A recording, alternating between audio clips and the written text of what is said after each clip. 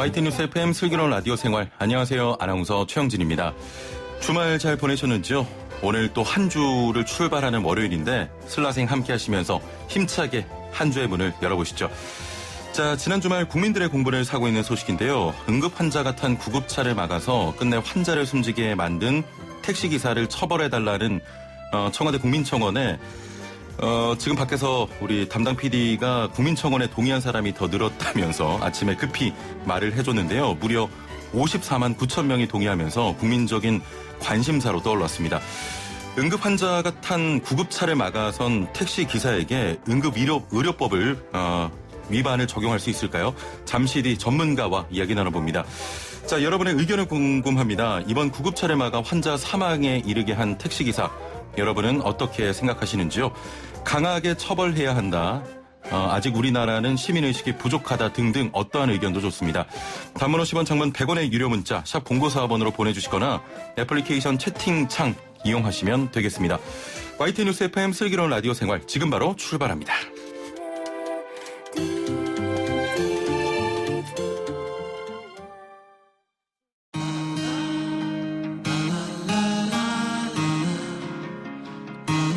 생활이 묻고 정보가 답한다. YTN 뉴스 FM 슬기로운 라디오 생활. 네, 1부는 현장의 목소리로 생활 속 이야기 들어봅니다. 사고 처리를 이유로 구급차의 앞을 막고 환자 이송을 늦춘 택시 운전자 사건이 주말 내내 여론을 뜨겁게 달궜습니다. 택시 운전자에 대한 엄벌을 촉구하며 유가족이 올린 청와대 국민청원은 앞서 말씀드렸던 대로 55만 명 가까운 동의를 얻고 있는데요. 법률상 처벌은 어떻게 정하고 있는지, 도로에서 응급자동차를 만났을 때 지켜야 할 문제들은 무엇인지 오늘 자세히 알아보겠습니다. 함께 나눌 분 모셔보죠. 교통전문 변호사 정경일 변호사와 함께합니다. 안녕하세요. 네, 안녕하십니까. 네, 월요일 아침부터 출연 감사드리고요. 아이고, 예, 고맙습니다. 요즘도 이런 일이 있나? 이런 생각이 드는 사건입니다. 네, 맞습니다. 도로에서 구급차가 지나가면 대부분 좀 비켜주는 문화가 정착이 됐다고 생각을 했는데 네. 이런 사건 요즘은 거의 찾아보기 힘든 사건 아닙니까? 네, 보통 운전자가 구급 활동을 방해하기만 해도 이례적인 사건으로 뉴스에 나올 것인데 예. 끝내 환자가 사망까지 해서 이 부분에 대해서는 일어나서는 안 될 일이 일어났고 예. 또 일어난다고도 누구 하나 생각하지 못한 일이 일어난 걸로 보입니다. 예. 자, 교통사고 사건 많이 접하실 텐데요. 네. 이번 사건은 좀 어떻게 보십니까? 네, 이번 사건은 단순한 교통사고가 아니고요. 어떻게 보면 접촉사고로 이렇게 사망에 이르렀다 볼 수도 없고 예. 어떻게 보면 운전자가 긴급자동차에 대한 어떤 인식, 이 부분이 사회에 대한 어떤 인식을 가지고 있는가를 극명하게 드러낸 것으로 볼 수도 있습니다. 예. 자, 지금 택시 운전자에 대한 처벌을 촉구하는 청와대 국민청원이 하루 만에 거듭 말씀드립니다만 40만 명의 동의를 얻었고요. 주말 네. 동안 또 50만 명 이상의 동의를 받고 있는데 현재 상황에서는 어떤 처벌이 좀 적용이 되겠습니까? 네, 이번 사건 같은 경우에는 먼저 접촉사고가 계기가 됐지만 접촉사고는 보험 처리하면 끝납니다. 아무 문제 안 됩니다. 그 다음으로 지금 국민청원으로 불거지기 전에 경찰에서 업무방해 부분에 대해서 조사하고 있다고 하는데 업무방해 부분은 긴급자동차 운전자와 택시 기사 간의 문제일 뿐입니다. 그 업무라는 것이 그 피해자의 업무가 아니거든요. 예. 응급 환자를 운송하는 그 긴급자동차 운전자의 업무이기 때문에 여기에서 국민청원을 올린 그분의 피해자에 대해서는 이 업무방해에 대해서 인정되든 안 되든 어떤 보상을 받는 것도 없고 피해 회복이 되지도 않습니다. 그리고 또 업무방해 부분에 대해서는 지금 또 응급구조사가 있냐 없냐 이걸 가지고 문제를 삼는데 응급구조사가 있든 없든 그거는 적법한 응급구조행위이든 부적법한 응급구조행위일 뿐이지 외견상 보호할 만한 가치가 있으면 그 영업으로서 보호받습니다. 영업, 그러니까 업무방해죄에 해당되는 것에 있어서는 큰 문제 되지는 않습니다. 그렇군요. 자, 일단은 업무방해죄가 적용될 수 있는 상황이다 이런 말씀 같은데요. 사고 현장에서 실랑이가 계속되면서 환자는 119 구급차가 온 뒤에야 병원으로 옮겨졌고 결국 좀 몇 시간 만에 사망 진단이 내려졌습니다. 이에 대한 책임을 져야 하는 게 아니냐 이런 의견 많은데 이 부분은 그럼 어떻게 적용이 되는 겁니까? 네, 맞습니다. 이번 사건에서 청원을 하게 된 계기가 피해자가 어머니가 상태가 심각해서 병원으로 모시고 가는데 가변 접촉사고가 있었는데 택시기사가 귀를 막고 하는 바람에 끝내 사망한 것이에요. 결국 사망이 가장 큰 주요한 쟁점이잖아요. 그래서 어떻게 보면 병원에 가는 길을 막은 부분, 사망한 부분, 예, 이 예. 부분에 대해서 어떤 책임을 요구하는 입장입니다. 그러면 먼저 길 막은 부분, 이 부분부터 먼저 이야기를 드린다면 그 택시 기사가 접촉 사고를 이유로 피해 환자한테 어떤 폭행이나 협박이 있었던 것은 아닙니다. 예. 오히려 긴급 자동차의 운전자에게 폭행 협박, 그러니까 뭐 불법으로 하는 거 아니냐, 응급구조사 없지 않느냐, 구청에 신고하겠다. 사고 조치하고 가라. 안 그러면 예, 못 간다. 라는 폭행 협박으로 결국 피해자라고 하여금 의무 없는 일을 하게 만든 것입니다. 병원에 못 가게 만들기 때문에. 예, 이 부분이 강요죄에 해당될 여지가 많고요. 지금까지 강요죄에 대해서 경찰에서는 별도 조사를 안 했는데 피해자의 억울함을 풀려면 이 강요죄 부분에 대해서 좀 철저한 조사가 이루어져야 될 것입니다. 예. 자, 지금 해당 택시 운전자가 사정을 얘기하는 환자의 가족과 또 응급 운전자를 향해서 네. 참 이 부분이 국민적 공분을 사고 있는데 네. 사망하면 내가 네. 책임지겠다 이런 발언했고요. 예. 그러면서 택시 운전자의 발언대로 무거운 네. 처벌로 좀 책임을 져야 한다 이런 의견도 적지 않은데 네. 이 부분은 좀 어떻게 판단하십니까? 네, 이 부분 또 많은 논란이 되는데요. 죽으면 내가 책임질게 라고 말했는데 끝내 사망했습니다. 죽을 수 있었다는 것도 알고 있었던 상황 아닙니까? 결국은 먼저 이거는 환자의 상태와 그러니까 10분 정도 지체되는 걸 바람에 사망했다는 게 인과관계가 먼저 밝혀져야 될 것입니다. 예. 인과관계가 밝혀진다면 사망에 대한 책임을 져야 될 것입니다. 져야 되는데 죽으면 내가 책임질게라는 그 말에서 예. 어디까지 책임질 것이냐. 어. 그러면 사망에 대해 책임지는 경우 수를 두 가지로 생각할 수 있는데요. 살인의 고의로 살인죄로 책임을 진다는 말인지 예. 아니면 살인에 대한 고의까지는 없었다. 과실치사에 대한 책임을 질 것인지에 대해서 법적으로 좀 문제가 될 수 있는데 그 택시 운전자가 한 말을 종합적으로 보면 응급 환자 있냐, 요양원 가는 거 아니냐, 죽으면 내가 책임질게 이런 말은 이 한국말의 전형적인 반어법으로 볼 수 있습니다. 예. 그런 상황이 아닌 걸 알고 자기가 장담을 하는 차원에서 말하는 것이기 때문에 예. 살인을 고의로 보기는 좀 힘들어 보입니다. 아, 이번 사안은 살인을 고의로 보기는 좀 어렵다. 예, 사망에 대한 책임은 지대. 예. 살인을 고의로 보기 힘들기 때문에 과실치사에 대한 책임은 피하기 힘들어 보입니다. 인과관계가 있다는 전제하에. 예. 뭐 이 건이 뭐 이거는 저희 개인적인 의견이고 살인을 고의로 본다면 살인을 고의로 보게 된다면 인과관계가 있다면 살인죄로 형사처벌을 받는 것이고 예. 인과관계가 없다 하더라도 그 자체로 살인 미수죄로 형사처벌 지금 바로 받을 수도 있습니다. 아, 그렇군요. 예. 일단 인과관계를 먼저 파악하는 게 맞습니다. 중요하겠군요. 네. 경찰에서 해당 사건에 대해서 강력팀의 투입을 결정했습니다. 일반적으로 네. 뭐 교통사고는 교통과에서 이렇게 수사를 맞습니다. 맡는데 예. 강력팀이 투입되면 어떻게 달라지는 겁니까? 보통 교통사고 조사계에서 모든 사건을 처리하지 강력계에서 처리하지는 않습니다. 하지만 이번 사건은 교통사고로 본 것이 아니라 예. 오히려 강력 범죄로 본다는 경찰이 또 강력한 의지를 볼 수 있습니다. 그래서 일반적인 사건 살인에 대한 미필적 고의에 대해서도 지금 조사한다는 말이 나오고 또 업무방해죄뿐만 아니라 다른 어떤 범죄가 되는지도 다각적으로 검토한다고 합니다. 예. 이 부분에 대해서는 단순한 교통사고로 끝낼 문제는 아니라는 것을 경찰에서도 잘 알고 있는 것으로 보입니다. 자, 수사 내용이 좀 달라지면 결과에 따라 처벌 수위도 물론 달라지겠죠? 네. 결국 수사를 어떻게 하느냐에 따라서 처벌 수위가 결정된다고 볼 수 있습니다. 예. 처음부터 살인죄로 기소하느냐 아니면 뭐 과실치사죄로 기소하느냐 아예 사망에 대해서 빼고 기소하느냐 결국은 판사님이 판단하겠지만 예. 그 죄명에 대해서 판사님이 판단할 수 있는 범위 내의 그걸 만들어줘야지 뭐 충분한 죄값을 받을 수 있을 것인데 그것이 이루어지지 않는다면 뭐 아예 사망 부분이 빠진다든가 아예 영업 방해를 해버린다면 피해자 입장에서는 제대로 된 피해 회복을 받을 수가 없습니다. 이런 부분 때문에 조사는 없는 죄를 만들면 안 되죠. 경찰에서 없는 죄를 만들어서 씌우면 안 되겠지만 그렇습니다. 적어도 있는 것만큼은 철저하게 조사해야 될 것입니다. 예. 자, 지금 많은 분들께서 또 관련 의견을 주고 계신데요. 네. 4471번님께서는 도저히 상식이 적용되지 않는 사건입니다. 엄벌받아서 마땅하다 이런 말씀하셨고 7507번님께서는 살인죄에 준하는 강력한 처벌이 있어야만 응급 차량을 보호할 시민들에게 책무가 강해질 것이다 또 말씀하셨고요. 7679번님께서는 저도 개인 택시 하고 있지만 강한 처벌이 필요합니다. 대체적으로 좀 강한 처벌이 필요하다 이런 또 국민들의 의견인 것 같습니다. 네, 맞습니다. 예. 애플리케이션으로도 많은 분들이 의견 주고 계십니다. WJ로 시작하는 분께서는 택시기사님의 그 행동은 사람으로서 해서는 안 될 행동이라고 생각한다. ZAIR님께서는 I로 시작하는 분께서는 택시 공제 조언만 믿고 몰지각하게 행동하는 택시들 살인죄를 적용해서 강력히 또 처벌해야 된다고 생각합니다 하셨고요. CDDD 제이님께서는 상황이 어떻든 생명과 관련된 사건은 살인죄로 좀 물어야 한다. 전체적으로 뭐 강력한 처벌을 요구하고 계십니다. 네. 자, 해당 택시 운전자 구급차가 현장을 벗어나지 못하게 막으면서 환자 이송이 늦어졌습니다. 일반적으로 구급차와 또 일반 자동차 간의 사고가 발생할 경우에 과실이 어떻게 정해져 있는 겁니까? 네, 이번 사건 같은 경우에 또 택시 기사의 행동에 대해서 좀 이해할 수 없는 부분이 보였는데요. 예. 본인이 피해자인 것처럼 행동을 했습니다. 통상적인 차로 변경 사고 같은 경우에는 직진 차량에게 우선권이 있기 때문에 피해 차량이 되는 건 맞고 예. 오히려 직진 차량의 기본 과실이 한 30% 정도 주어집니다. 하지만 이번은 상대가 긴급 자동차입니다.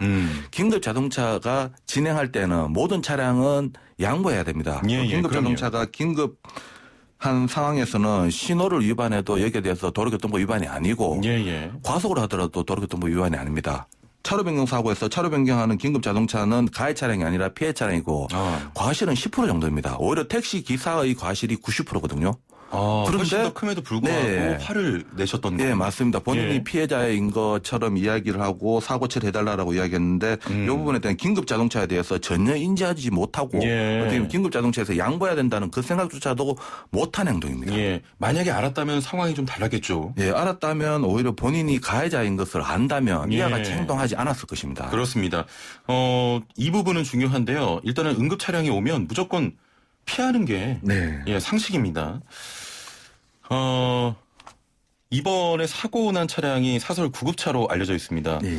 사설 구급차, 119 구급차에 관계없이 방금 내용들이 네. 좀 동일하게 적용이 되는 겁니까? 네, 맞습니다. 구급차의 종류 중에는 뭐 사설 구급차, 119 구급차가 있는 것이고 예. 이와 같은 구급차는 도로교통법상 긴급 자동차에 해당되고 또 목적 자체가 응급 의료 목적에 사용되고 경광등을 켜고 사연을 예. 올린다면 마찬가지로 같은 구급차로서 보호받습니다.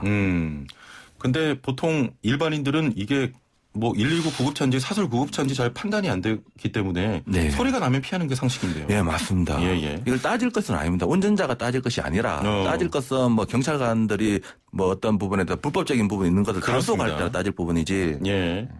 자, 해당 차량에는 응급 구조사가 탑승하지 않았다고 합니다. 네. 사망할 수 있었던 환자였던 것으로 보이는데 네. 응급 구조사가 탑승해야 됐던 상황 아닙니까? 네, 보통 구급 차량 같은 경우에는 응급구조사가 필수적으로 탑승해야 됩니다. 예. 탑승하지 않은 부분은 결국 응급 구조 차량의 뭐 불법적인 부분이나 행정적인 부분이 문제가 되는 것이고 이번 사고에서 뭐 과실 비율을 따지거나 피해자의 뭐 그 택시 기사의 범죄 행위를 따질 때는 전혀 문제되지는 않습니다. 예, 다만 예. 어떤 부분 구조사가 없었다는 부분은 거기에 대한 행정적인 부분에 대한 문제일 뿐이고 이번 사건에서는 크게 문제되지는 않습니다. 응급 구조사의 탑승 여부가 이번 사건에 뭐 영향을 미치지 않는다. 네, 이런 원칙적으로 말씀 탑승해야 되는 건 이었습니다. 맞습니다. 예. 소방차 같은 경우에는 긴급 차량 길 터주기 규정 있지 않습니까? 맞습니다. 응급 차량도 해당이 되는 겁니까? 예, 지금 소방차 같은 경우에는 과거에 긴급 자동차의 하나이기 때문에 뭐 과태료 5만 원에서 8만 원 정도 부과되는 걸로 끝났다가 2018년도부터 이 화재 사건에 대해서 제대로 된 진압이 안 돼서 과태료 100만 원까지 소방기반법과 소방기본법과 시행령에 따라서 과태료 100만 원까지 횟수에 관계없이 부과하도록 했는데 이것은 소방차에만 적용되는 것이고 그 구급차에는 적용되지 않습니다. 소방차에만 적용이 됩니까? 네, 이 부분은 좀 구급차 같은 경우에 뭐 어째 응급 환자를 위한 구급차, 뭐 단순한 이송을 위한 구급차도 있겠지만 생명의 시급을 다투는 그렇습니다. 그런 응급 환자, 이와 같은 구급 환자의 경우, 구급 차량의 경우에는 뭐 소방차와 마찬가지로 과태료 100만 원 정도 부과하는 규정을 만들 필요성도 있어 보입니다. 예. 응급차는 현행 과태료가 5만 원에서 7만 원 정도인데 네. 소방차처럼 과태료 100만 원을 부과해야 한다. 맞습니다. 예, 그 개선이 좀 필요해 보이고요. 네. 마지막으로 이런 경우가 있지 않습니까? 도로 주행하다 보면 느끼는 분들도 계실 텐데 응급차가 좀 가까이 와야 소리가 들릴 정도로 사이렌 소리가 조금 적게 들리는 경우가 있습니다. 주민들의 민원 때문에 주택가와 이면도로에서 좀 기준보다는 사이렌 소리를 낮추는 실정이라고 하는데요. 이렇게 대응할 수 있는 거리가 짧아지면 사고를 발생시키는 원인 중 하나가 될 것도 같은데 이런 문제 포함해서 좀 개선돼야 할 부분 어떻게 생각하십니까? 먼저 민원 때문에 소리를 못 낸다. 이거는 주객이 전도됐습니다. 예, 예. 이와 같은 의식이 180도 바뀌어야 되고요. 사이렌 소리 같은 경우에는 불편해도 된다라는 생각을 기본적으로 가지셔야 됩니다. 그리고 이번 사고를 계기로 간혹 구급 차량이 단순한 이동수단으로 사용되는 것에 대해서 운전자들이 어떤 것을 생각할 수도 있겠지만 그런 문제 때문에 이번 또 극단적으로 불거진 것 같아요. 예. 하지만 그런 부분에 대한 불법적인 부분에 대해서는 경찰의 단속, 무인 카메라나 영상으로 찍어가지고 과태료 통지하게 되면 거기다 소명 못하면 본인이 과태료를 내게 되고 형사처벌 받게 됩니다. 예, 예. 그걸 일반 운전자가 여기에 대해서 시시비비를 따질 것은 아니고 운전자는 불법이든 적법이든 떠나가지고 긴급 자동차라면 무조건 양보하는 그렇습니다. 배려 운전의 시민의식이 있어야 될 것입니다. 예. 또 그리고 또 이번 사건에서 어떤 처벌하는 부분에 대해서 경미한 처벌밖에 못하는 것에 대해서 피해자나 국민들도 좀 공문을 하는 것 같은데 법정형의 범위 내에서 합의도 되지 않고 뉘우치지 않는다면 그 법정형 범위 내에서 가장 높은 법정형이 5년이면 5년 예. 판사님이 판단할 가능성도 배제할 수 없습니다. 예, 예. 그런 것까지 생각해서 이제 앞으로는 이런 일이 일어나서는 안 되겠죠. 그렇습니다. 애플리케이션으로 KY 주인님께서는 택시 운전자 면허 취소하고 살인죄 적용이 타당합니다 하셨는데 마지막으로 우리 변호사님이 생각하시기에는 네. 어떤 처벌을 좀 받아야 된다고 생각하십니까? 예, 저는 아까 전에 이야기 드렸다시피 살인죄는 살인에 대한 고의가 있어야 되는데 예. 이분의 그 윤리적 비난 가능성은 어떤 중대범죄보다도 높지만 살인을 고의로 보기는 힘듭니다. 하지만 강류죄에는 해당될 여지도 많기 때문에 예. 강류죄 법정형이 5년이지만 피해자와 합의 안 되고 여기에 대해서 뉘우치지도 않고 그렇다면 판사님이 법원에서 판단할 때 법정형의 그 가장 높은 법정형 5년 예. 그대로 선고할 가능성도 배제할 수 없습니다. 이 부분에 대해서는 이거를 어떤 부분에 공분을 만족시키기 위해서 살인으로 처벌해야 된다라는 것은 죄를 만들어서 덮어씌운다는 부분도 없지 않아 있기 때문에 그렇군요. 죄를 적용할 때는 신중하게 적용해야 될 것입니다. 알겠습니다. 이야기 좀 정리해 보겠습니다. 현재 청와대 국민청원에 54만 명 이상이 강력한 처벌 요구에 동의를 했고요. 경찰은 강력팀을 배치해서 수사하겠다고 밝혔습니다. 참 안타까운 사건입니다. 오늘 말씀 여기까지 듣죠. 감사합니다. 네, 감사합니다. 네, 지금까지 정경일 변호사와 함께했습니다.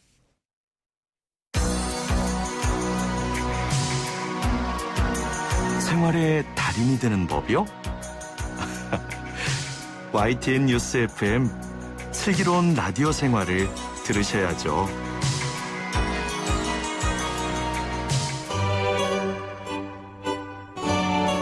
네, 생활의 달인이 되는 손쉬운 방법 YTN 뉴스 FM 슬기로운 라디오 생활과 함께하는 건데요. 매일 3분씩 건강한 자세의 달인이 되는 시간입니다.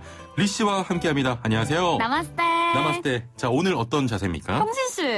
네? 주말에 뭘 그렇게 드셨어요? 배가 아주 그냥 볼록하다 못해 남성 말합니다. 얼굴이 부었다. 엉덩이가 처졌다. 이번에는 잘 보지도 않고 배가 나왔다. 아니 근데 진짜 나왔어요. 아, 보입니까 이게? 네. 아니, 날이 더워지고 확실히 옷이 좀 얇아지니까 이게 티가 나네요. 힘을 줘도. 맞아요. 예. 이게 또 뱃살 왕자 우리 형진 씨를 뱃살 위해서 왕자라니. 그 정도는 아니에요. 제가 오늘 준비했습니다. 여러분 의자만 있다면 뱃살 왕자가 아닌 복근 왕자가 될 수 있는 좋습니다. 운동. 네, 11자 복근 운동을 준비했는데요. 예, 정말 리 씨한테 너무 고마워서 이렇게 눈물이 더 나네요. 그렇죠? 네. 복근 왕자로 만들어 주신다니까 그럼 한번 배워 보겠습니다. 네, 우리 청취자분들도 이제 뱃살 고민하시는 분들 많을 테니까요. 의자에서도 따라하실 수 있게 바로 따라해 볼게요. 예. 먼저 의자 끝부분에 걸터 앉아 주시고요. 그 상태에서 상체를 뒤로 보내서 예. 허리를 의자 등받이에 기대 볼게요. 기대는군요. 네, 이때 등이 척추 최대한 말리지 않게 핀 상태에서 그대로 뒤로 보내가지고 예. 허리를 의자 등받이에 기대고 두 손은 의자 팔걸이를 잡아 볼 텐데요. 예. 만약 팔걸이 의자가 없으시다면 엉덩이 옆에 의자 부분을 자연스럽게 잡으시면 됩니다. 예. 네, 그 상태에서 복부에 힘을 줘서 뒤꿈치를 살짝 들어서 앞꿈치만 바닥에 닿도록 해볼게요. 예. 네, 그리고 준비 자세가 완료됐다면 오른 무릎과 왼무릎을 서로 번갈아 가면서 올렸다 내렸다 할 거거든요. 예. 자, 집중해 보세요. 예. 먼저 숨 크게 들이마시고 오른 무릎을 올리면서 동시에 후 하고 숨을 내뱉어 볼게요. 그렇죠. 다시 오른 무릎 바닥으로 내리면서 숨 들이마시고 이번엔 왼무릎을 올리면서 동시에 후. 그렇죠. 이해되셨나요? 예. 이렇게 무릎을 내릴 때 숨을 들이마시고 올릴 때 숨을 내뱉으면 되는데요. 괜찮나요? 따라하기 쉽나요? 예, 따라하기 쉽네요. 네, 여러분. 그래서 호흡과 함께 내쉴 때 후 뱉으면서 배에 복부에 힘을 팍 주셔야 돼요. 그래야지 복부 살이 빠질 수 있거든요. 예. 이렇게 번갈아 가면서 15번, 3세트 이어가시면 됩니다. 자, 오늘 자세도 앉아서 좀 편하게 따라할 수 있어서 좋은 것 같은데 사무실에서 틈틈이 이렇게 하다 보면 뱃살 왕자의 타이틀을 금방 좀 벗어버릴 수 있을 것 같습니다. 네, 여러분들 뱃살 왕자, 뱃살 공주가 아닌 복근 왕자, 복근 공주가 될 수 있을 텐데요. 예. 제가 알려드린 몇 가지 주의점들, 호흡. 그렇죠. 무릎을 내릴 때 숨을 내뱉는다. 그때 복부 힘 빡 준다. 예. 이런 것들 주의하시면서 요거 따라하시면요. 건강한 3분 투자로 모두들 뱃살 왕자가 아닌 복근 복근 왕자. 왕자, 복근 공주가 되실 예. 수 있을 겁니다. 알겠습니다. 3분 요가 리 씨와 함께했습니다. 감사합니다. 나마스테. 나마스테.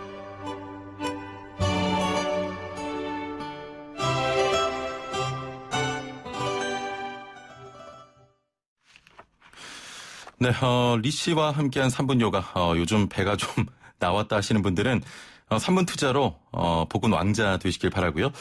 2부는 건강 상담 준비되어 있습니다. 우리나라 사람이 PC나 노트북으로 인터넷 사용하는 시간 얼마나 될까요? 무려 하루 평균 5시간 14분이라고 합니다. 이 시간 동안은 우리는 마우스 클릭을 지속해서 한다는 얘기고요. PC로 또 하지 않을 땐 스마트폰으로 하죠. 이렇다 보니까 손목 통증을 호소하는 분이 많다고 합니다. 그래서 오늘은 손목 건강 상담 준비했는데요. 건강 상담 질문 많이 들어오는 시간입니다. 자, 지금부터 서둘러 손목 관련 질환, 궁금한 점 보내주시길 바랍니다. 단문 50원, 장문 100원의 유료 문자 샵 0945번으로 보내시거나 애플리케이션 채팅창도 열려 있습니다. 자, 먼저 경기도 소식 들으시고 건강 상담 이어가죠.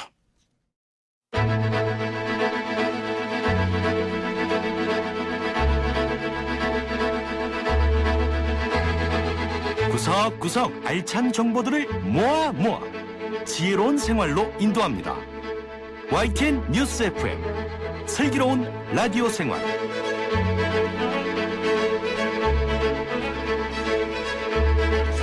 네, 2부는 생활정보 소식으로 시작합니다. 오늘 경기도 소식 준비했는데요. 경기도에서 폐현수막을 활용해 아이스팩 수거함을 만든다고 합니다. 자세한 내용 경기도 자원재활용팀의 서진석 팀장 연결돼 있습니다. 안녕하세요. 안녕하세요. 경기도 자원재활용팀장 서진석입니다. 예, 폐현수막을 활용해서 아이스팩 수거함을 만드는 사업, 구체적으로 어떤 사업입니까?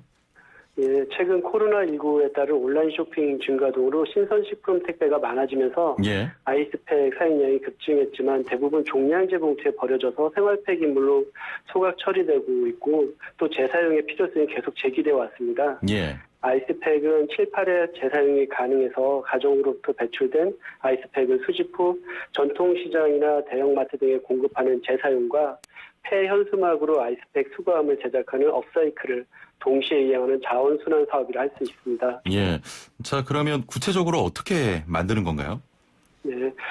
폐현수막은 소각이나 매립할 때 섬유에 염색 잉크가 남아있어 대기나 토양 오염을 유발함에도 아직까지는 재활용에 대한 기술 개발이 다양하지 않다 보니 마대나 장바구니 제작 등이 대표적 재활용 방법이었습니다. 예. 이번에 경기도는 업사이클 플라자에 입주한 폐현수막 재활용 업사이클 기업을 통해 현수막을 잘게 파쇄 분쇄한 후 면치기, 솜치기 등의 과정을 거쳐 실을 만들고 이를 열과 압을 가해서 목재처럼 된 패널을 가공하는 업사이클 기술을 활용해서 수거함을 만들었습니다. 예.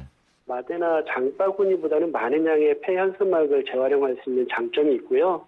파손이나 목적 용도로 사용이 곤란한 수거함은 다시 회수해서 건축 패널로 만들어지므로 준영구적 자원순환이 가능한 특징이 있습니다. 예, 이런 수거함이 어떻게 만들어지게 된 건지도 궁금하고요.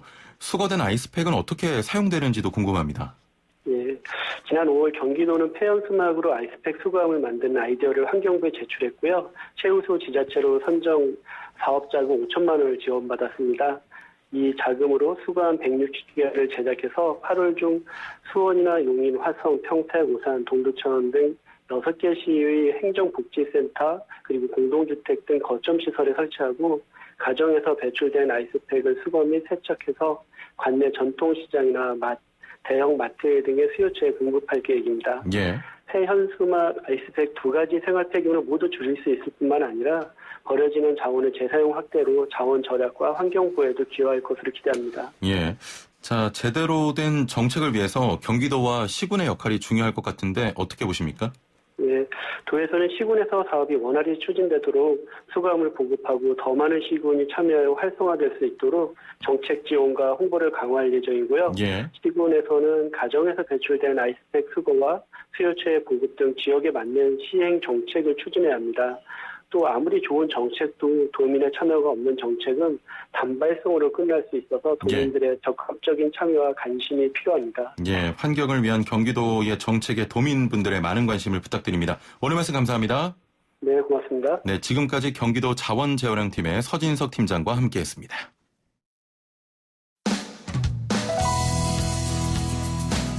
슬기로운 라디오 생활 2부에서는 건강, 세금, 자동차, 부동산, 노동 분쟁까지 생활 속 궁금증과 상식들을 속 시원하게 풀어보는 상담실이 마련됩니다. 상담이 필요하신 분은 유료 문자 샵 0945, 우물정 0945번이나 YTN 라디오 전용 애플리케이션 예스 채팅창을 통해 참여하실 수 있습니다. 네, 슬기로운 라디오 생활 2부는 매일매일 각 분야 전문가들과 함께 생활 속 다양한 궁금증 해결해 보겠습니다. 자, 스마트폰을 보면서 손목이 꺾이는 자세를 유지하거나 오랜 시간 또 운전을 하고 최근 코로나19로 집안일의 양이 늘면서 이 바로 손목 통증 이야기하시는 분들 많습니다. 하지만 신경은 쓰이는데 이걸 치료라고 해? 하고 그냥 넘기는 분들 종종 있을 텐데요. 현대인들에게 찾아온 손목 통증 원인과 치료법 자세히 알아보도록 하겠습니다.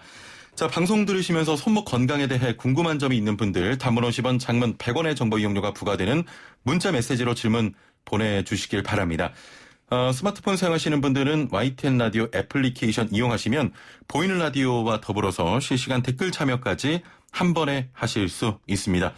자, 그럼 오늘 함께 말씀 나눌 분 모셔보죠. 강북연세병원 홍정준 원장과 함께합니다. 안녕하세요. 네, 안녕하세요. 네, 역시 월요일 아침부터 출연 감사드리고요. 참 오랜만에 뵙네요. 네네. 예, 요즘 코로나19 때문에 집안일 많다고 많은 분들이 호소하시던데 더 늘었습니까, 환자분들이? 환자분들은 사실 이제 코로나19 때문에 좀 병원 자체 방문을 꺼리시는 분들이 좀 있어서 예. 네. 오히려 좀 참고 계시군요. 네, 참고 있다가 근데 악화가 되면은 예. 찾아오시는 분들이 많습니다. 그렇습니다. 네. 이전만 해도 손목 네. 통증하면 가사노동에 시달리는 주부님들에게서 많이 호소가 됐습니다. 살림 통증이다. 또 이렇게 이야기했었는데 요즘에는 컴퓨터 작업을 오래 하면서 직업이나 성별, 연령에 관계없이 많은 분들이 손목 통증을 얘기하곤 합니다. 병원에서 직접 환자들을 만나시는데 어떠세요? 제가 과거랑 비교할 만큼 그렇게 오래 살질 못해서 정확히 답변은 못 드리겠지만 예. 추측하기로는 예전보다 이제 가사 일을 할 때는 세탁기나 뭐 그런 청소기 그리고 식기세척기 이런 것들이 발전을 하면서 확실히 좀 손목의 부담은 감소했을 것 같고요. 근데 다른 직업군들은 사무직 하시는 분들은 컴퓨터 사용량이 늘어나면서 그렇습니다. 오히려 손목의 부담이 증가해서 아무래도 다른 가사일 하시는 분들 말고도 다른 분들도 증상이 많아지는 것 같습니다. 예. 손목이 아프면 터널 증후군 아니야? 이런 생각이 가장 먼저 들기도 하는데요. 자, 그런데 손목에 통증이 있다고 해서 모두 터널 증후군은 아니잖아요. 손목 통증으로 오시는 분들 어떤 질환들이 있습니까? 네. 손목 터널 증후군이 가장 흔한 것 중에 하나는 맞는데요. 가장 흔한 건 역시나 외상에 의한 손목 염좌라고 할 수 있습니다. 그래서 흔히 말하는 이제 손목이 삐었다 아니면 삐끗했다라는 염좌가 가장 흔한 질환 중에 하나고요. 그 다음으로는 말씀하신 손목 터널 증후군, 그리고 건초염, 그리고 관절염도 있고요. 다른 이제 삼각 섬유 연골 복합체 파열이라고 좀 인대 쪽에 파열이 있는 것도 있습니다. 이런 질환들은 손목을 많이 써서 생기는 겁니까? 네, 맞습니다. 그 외상의 제약은 전부 다 많이 써서 생기는 퇴행성 질환의 일종으로 볼 수 있습니다. 예. 참 제가 건강 상담을 매주 한 번씩 진행하는데 안과 전문의가 오시면 눈이 아픈 것 같고요. 또 오늘 이렇게 오시니까 손목이 아픈 것 같아요. 각 질환별로 통증 부위나 강도, 빈도 같은 좀 증상의 차이가 있습니까? 네. 이렇게 가장 흔한 손목 터널 증후군부터 한번 보면요. 예. 사실 손목 터널 증후군은 손목을 아파하진 않습니다. 그래서 손목 터널 증후군이라는 것 자체가 손목을 지나가는 그 정중신경이라는 신경이 눌리는 거라서 예. 증상은 주로 손바닥 쪽에 손가락들로 증상이 옵니다. 그래서 예. 내가 새끼 손가락을 제외하고 나머지 손가락들 저린 증상이 있거나 통증이 있는 경우에 예. 손목 터널 증후군을 의심해 볼 수 있고요. 특징적인 게 많이 쓴 날은 밤이나 새벽에 더 증상이 심해집니다. 예. 갑자기 손이 좀 저린 것 같은 그런 느낌이 듭니다. 자, 그런데 이런 통증이 아팠다가 괜찮다가를 반복하기도 하고 그래서 병원에 안 가도 되겠지 하게 좀 생각이 되는데 어느 정도는 쉬면 나을 수가 있습니까? 네. 이게 젊은 분들도 가끔 손목 터널 증후군 같이 이제 퇴행성 질환으로 방문을 하신 분들이 있는데 예. 그런 분들은 전형적으로 이제 최근에 갑자기 손을 많이 썼다든지 뭐 무거운 걸 많이 들었다 이런 분들이 많습니다. 그래서 그런 분들 같은 경우에는 쉬면은 대부분 좋아질 수 있습니다. 예. 치료받으면 뭐 통증 없이 생활을 할 수가 있는 건가요? 네. 이게 질환 범위가 너무 넓어서 모든 걸 이제 치료받으면 통증 없이 생활할 수 있는 건가에 대한 대답을 할 수는 없지만 일반적으로는 뭐 외상을 예로 들면은 한 2주에서 4주 정도 쉬게 되면은 당연히 예. 좋아지게 되고요. 급성으로 온 통증들은 좀 빨리 없어지고 만성으로 온 것들은 조금 더 치료 기간이 걸리긴 하겠지만 대부분 완치는 할 수 있습니다. 그렇군요. 뭐 물론 안 아픈 게 최고지만 손목을 사용하지 않을 수는 없잖아요. 일도 해야 하고 손목 통증을 줄여주거나 예방할 수 있는 방법이 있을까요? 이게 처음에 말씀하셨던 게 이제 컴퓨터 사용이랑 스마트폰 사용으로 손목 통증이 증가했다고 예. 말씀하셨는데 그게 맞습니다. 그래서 컴퓨터를 사용할 때 이렇게 손목의 자세를 좀 교정을 해주면은 손목 통증이나 그런 증상들을 예방을 할 수 있습니다. 그래서 이 마우스 패드 같은 거 중에 손목에 이렇게 받치는 패드 맞습니다. 있잖아요. 그런 게 좋은 건가요? 네, 제가 그 말씀도 드리려고 했는데 죄송합니다.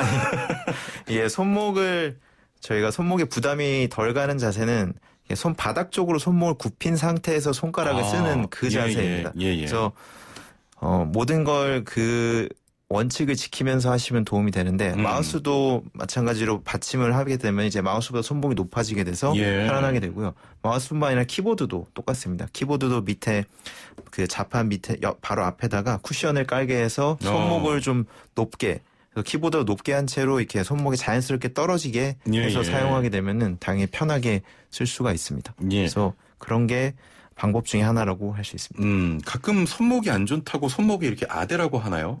이렇게 네. 붕대 같은 거 감고 계시는 분이 있는데 그런 것도 도움이 됩니까? 사실 일반적으로 쓰는 그런 압박형 근데 탄력을 주는 그런 보조기들은 크게 도움은 안 될 수도 있습니다. 이게 그냥 심리적 안정감일 수도 있고 사실 제일 확실한 거는 아예 안에 이렇게 쇠로 된 받침대가 들어있어서 손목을 딱 잡아주는 고정을 해주는 그런 보조기가 더 도움이 되는 경우가 많습니다. 알겠습니다. 자, 건강 상담 받겠습니다. 단문 50원, 장문 100원의 정보 이용료가 있는 샵 0945 우물정 0945번으로 보내주시거나 애플리케이션 채팅창 이용하시면 되는데요. 그 어떤 손목 통증 어떤 질문 다 좋습니다. 오늘 함께 손목 통증 또 손목 질환 이야기 나눠보죠. 자, 문자가 좀 와 있는데요. 5865번님 안녕하세요. 저는 50대 후반인데 손목과 팔꿈치에 석회성 건염이 있다는데 통증이 있어요. 꼭 수술을 해야 합니까? 수술 외에 방법이 없나요? 하셨네요. 네, 그 석회성 건염도 전형적인 퇴행성 질환의 하나입니다. 그래서 몸에 돌아다니는 그런 칼슘 같은 물질들이 이렇게 몸 한 군데에 침착을 하면서 통증을 유발하게 되는데요. 그래서 치료의 목표는 항상 석회를 제거하는 게 가장 좋습니다. 근데 말씀하신 대로 이제 수술까지 가는 경우도 있지만 대부분은 그 전에 바깥에서 이제 제거를 할 수 있는 방법들이 있습니다. 그 중에 하나가 우리가 흔히 요로결석, 그 신장에 돌이 생겼을 때 체외 충격파로 깨는 그런 방법들인데 그거를 여기 다른 건초, 그러니까 힘줄의 석회를 깰 때도 응용을 할 수 있어서 우리가 바깥에서 체외 충격파로 좀 충격을 주면서 돌이나 석회를 제거할 수 있습니다. 많이 아프다고 들었는데 통증이 좀 있습니까? 네, 저도 받아봤는데요. 예. 진짜 많이 아픕니다. 그래서 대부분 환자분들이 하다가 예. 못하는 분들도 있는데 저는 그래서 그런 분들한테는 이제 차라리 마취제를 좀 바르거든지 아니면 주사를 맞고 나서 하게 되면 예. 훨씬 통증이 덜해서 지금까지 나오신 전문의 분들은 아프지만 뭐 좀 참을 수 있다 이렇게 말씀하시는데 굉장히 솔직하십니다. 네. 6141번님, 개인 택시기사인데 몇 년 전 손목이 시끈거려서 정형외과에서 손목에 주사를 맞았는데요. 또다시 손목이 시끈거립니다. 주사를 맞으려고 해도 비급여로 처리돼 치료비가 너무 비싸서 감당을 못하겠네요 하셨거든요. 이런 주사가 좀 가격이 비쌉니까? 가격 문제는 이게 비급여는 사실 좀 예민한 문제이기도 하고 병원마다 이건 약간 자율적으로 결정을 하는 거라서 그렇군요. 예, 비용은 진짜 천차만별입니다. 예. 제가 알기로는 일반적으로 뭐 10만 원부터 그다음에 비싸게는 뭐 40만 원, 50만 원까지도 올라갈 수 있는데 중요한 거는 주사를 무분별하게 계속 맞으면 안 좋을 수도 있습니다. 예. 그래서 주사를 통해서 염증이 생겨서 손목 안에 감염이 생길 수도 있고 그렇기 때문에 주사를 계속 맞기보다는 정확한 원인을 찾아서 치료를 하는 게 더 좋겠습니다. 알겠습니다. 네. 애플리케이션으로 1971 꿀꿀바님께서는 왼쪽 손목에 엄지손가락 마디가 통증이 있는데 무슨 문제가 있나요? 오른손잡이면 오른손을 많이 사용하는데 이상하게 왼손 손목과 엄지손가락 마디가 통증이 심합니다. 왜 그런 걸까요? 하셨거든요. 이게 당연히 많이 쓰는 쪽에 원래 더 많이 생긴다고 연구 결과가 되어 있긴 한데 꼭 그렇다고 한쪽 많이 쓰는 쪽에만 생기는 건 아니겠죠. 그래서 특정 자세에 따라서 그렇게 통증이 생길 수가 있는데 예를 들면 저는 오른손잡이긴 한데 스마트폰은 다 왼손으로 씁니다. 그래서 왼손이 아픈 경우가 있어요. 그래서 스마트폰 할 때도 엄지를 많이 쓰기 때문에 그런 경우처럼 이제 특정 행동을 잘 안 쓰는 쪽으로 하는 경우에는 증상이 올 수 있고. 그렇군요. 네. 그런 경우는 뭐 퇴행성 관절염을 조금 의심해 볼 수 있을 것 같습니다. 약간 본인의 생활 습관을 한번 좀 점검해 보시는 게 좋겠습니다. 네, 맞습니다. 예. 오하나둘둘번님, 최근 오른쪽 손가락 마디마디가 쩌릿쩌릿하고 주먹을 쥘 때 통증이 약하게 느껴지는데 치료로 나아질 수 있을까요? 하셨네요. 지금 연령대 혹시 나왔나요? 연령대는 제가 지금 파악이 안 됩니다만, 연령대에 따라 또 다릅니까? 다르긴 한데요. 그래서 연령대를 질문에 같이 보내주시면 더 좋을 것 같긴 한데 지금 말씀하시는 걸로만 종합을 해볼 때는 저릿저릿한 증상 자체가 아까 말씀드린 손목 터널 증후군에 의한 신경병증일 수도 있는 거고 그게 아니면은 퇴행성 관절염 경우에도 이렇게 쩌릿쩌릿하거나 뻑뻑한 느낌을 호소할 수 있습니다. 그래서 그리고 주먹을 쥘 때 아픈 것도 둘 다 가능은 한데요. 그렇군요. 네. 그래서 두 가지 질환을 의심해 볼 수 있을 것 같습니다. 30대라고 하시네요. 30대시면은 퇴행성 관절염보다는 터널 증후군 가능성이 조금 더 높을 것 같은데 최근에 이제 손을 많이 쓰셨거나 한다고 하면은 퇴행성 관절염 쪽에 조금 더 무게가 실리고요. 근데 그게 아니고 이렇게 무거운 걸 많이 들던지 뭐 그러면은 또 증상 자체가 저린 게 주인지 아니면 통증이 주인지에 따라서 조금 달라질 것 같아서 이거는 병원에 가서 진단을 받아 보신 다음에 치료를 하시면 될 것 같습니다. 지금 정보만으로는 조금 정확한 진단이 될 것 같습니다. 두 질환은 치료를 받으면 일단은 괜찮아지는 거겠죠? 30대라고 하셨다면은 그 경우에는 좋아질 가능성이 높습니다. 6425번님, 예전에 가운데 손가락 끝만 저려서 병원을 갔는데 트리거 증후군이라고 하더라고요. 서비스업 하면서 무거운 거 많이 들고 해서 그런 것 같은데 트리거 증후군 예방법은 안 쓰는 것 빼고는 없을까요? 하셨네요. 이게 어떤 질환입니까? 네, 트리거 증후군이라고 하는 건 이제 의학 용어라서 트리거가 이제 방아쇠지 않습니까? 그래서 방아쇠처럼 손가락이 이렇게 딸깍딸깍 걸리는 겁니다. 그래서 아침에 일어났을 때 손가락이 굽혀진 채로 있고 안 펴지고 이제 그런 것들을 얘기하는 건데요. 이거 자체도 퇴행성 질환이 맞고 예방하는 방법은 손을 아껴 쓰고 그다음에 안 쓰는 게 맞습니다. 그 방법 외에는 없나요? 그 방법 외에는 예방이라고 하기보다는 치료 쪽으로 좀 더 무게가 실릴 것 같습니다. 알겠습니다. 8038번님, 저는 왼쪽 손바닥 옆 새끼손가락과 직선이 되는 부분과 왼쪽 발 옆 새끼발가락과 직선이 되는 부분이 가끔 심할 정도로 통증이 있는데 왜 그런 걸까요? 파스를 붙이면 괜찮아지기도 합니다 하셨네요. 질문이 손가락 왼쪽 손바닥 옆이면 새끼손가락과 직선이 되는 부분이기 때문에 날을 세워진 부분. 네. 새끼 발가락과 또 직선이 되는 부분이면 좀 이렇게 끝에 여기가 통증이 있다고 하시네요.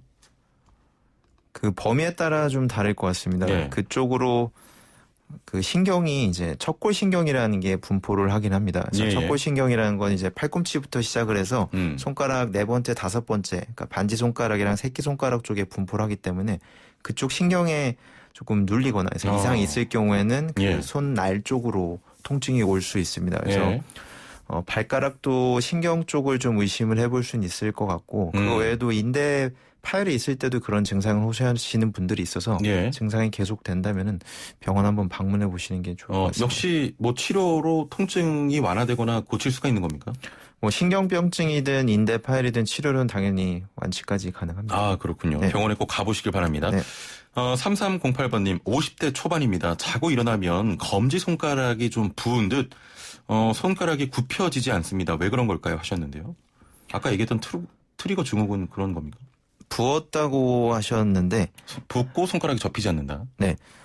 트리거 같은 경우는 접히지 않는 것보다는, 그러니까 방아쇠 손가락은 접히지 않는 것보다 펴지지 않는 게 주증상인 경우가 많습니다. 그래서 아마도 방아쇠 손가락은 아닐 것 같고 손가락이 특정 손가락에 붙는다고 하면은 그쪽에 관절염이, 퇴행성 관절염이 좀 심할 경우에도 부을 수가 있고 석회성 건염, 손가락에도 석회가 낍니다. 그래서 그게 지속적으로 염증을 줄 때도 부을 수가 있어서 이것 또한 역시 한번 병원을 방문해 보시는 게 좋을 것 같습니다. 알겠습니다. 6073번님은 좀 다른 내용인데 자다가 아래 종아리에 근육이 뭉치는 경우가 있습니다. 나이는 63세라고 하셨는데. 63세요? 예. 네. 근육이 뭉치는 거는 이제 전해질의 문제일 수 있고 아니면 호르몬의 문제일 수도 있습니다. 그래서 포타슘, 일반적으로 칼륨이라고 하는 전해질이 부족할 때 근육이 뭉칠 수가 있고요. 아니면 또 갑상선 기능에 조금 이상이 있을 때도 근육이 뭉칠 수가 있어서 이거는 정형외과뿐만이 아니라 내과 쪽도 한번 같이 보시는 게 좋을 것 같습니다. 네. 이게 종아리가 뭉치는 게 굉장히 위험할 수 있는 그런 증상이에요. 네, 그게 이제 전조 증상일 수도 있는 거고, 근데 대부분은 그냥 일반적으로 쥐가 난다고 하는 그 정도일 가능성이 제일 높긴 합니다. 제가 가끔 종아리에 근육이 뭉치거든요. 네, 언제 주로 뭉치시죠? 술 먹고 잘 때 보통. 그러면은 술이 문제인 것 같습니다. 굉장히 부끄러운 질문이었습니다. 1260번님, 두 번째 손가락을 움직이면 가끔 통증이 느껴집니다. 통증이 손등까지 느껴지기도 하는데 주변에선 터널 증후군 아니냐고 하는데 손목이 아프진 않아요. 이유가 뭘까요? 하셨네요.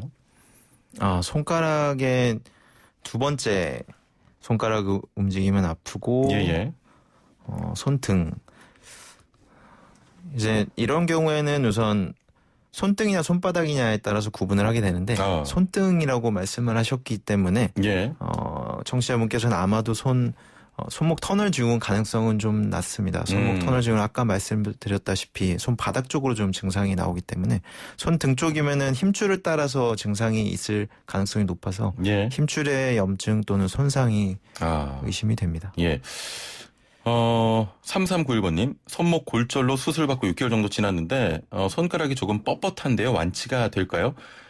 T 철판뼈에 있고 6개월 뒤 제거 수술을 받거든요. 이것도 관절염이라고 하는데 시간이 지나면 정상처럼 유연해질까요? 하셨네요. 네, 골절에서 수술까지 하셨다면은 상당히 심하게 다치셨던 것 같고 수술도 힘들게 하셨을 것 같습니다. 그래서 수술하고 나면 일반적으로 손이 붓게 되는데 손의 조직의 특징이 이렇게 부은 상태에서 그냥 놔두게 되면 그 붓기가 그대로 손목의 조직으로 영구적으로 남을 수가 있습니다. 그래서 이 경우도 수술 후에 왜 다치고 또 수술까지 하면서 손이 많이 부었던 게 아직까지 좀 남아있는 것 같은데요. 다행히도 6개월 정도라고 하면은 도수치료나 물리치료로 계속 손을 풀어주는 걸 하시고 또 시간이 지나면은 이 정도면 좋아질 것 같습니다. 일단은 뭐 계속해서 재활운동 해주시면 충분히 나을 수 있다. 정상처럼 또 유연해지는 거겠죠? 네, 가능하실 것 같습니다. 알겠습니다. 자, 벌써 시간이 이렇게 됐군요. 오늘 말씀 여기까지 듣겠습니다. 감사합니다. 감사합니다. 네, 강북연세병원 홍정준 원장과 함께했습니다. 네, 오늘은 저녁과 밤에 비 소식이 있군요. 외출 계획 있으신 분들은 우산 챙기시길 바라고요. 오늘 낮 기온은 서울 30도, 춘천 31도, 대구 29도로 어제보다 1, 2도가량 높겠습니다. 또 습도가 높아서 더위로 인한 불쾌감도 심하시겠습니다. 자, 날씨도 그렇고 힘든 월요일이겠지만 오늘 하루 힘차게 보내시길 바랍니다. 최영진이었습니다. 고맙습니다.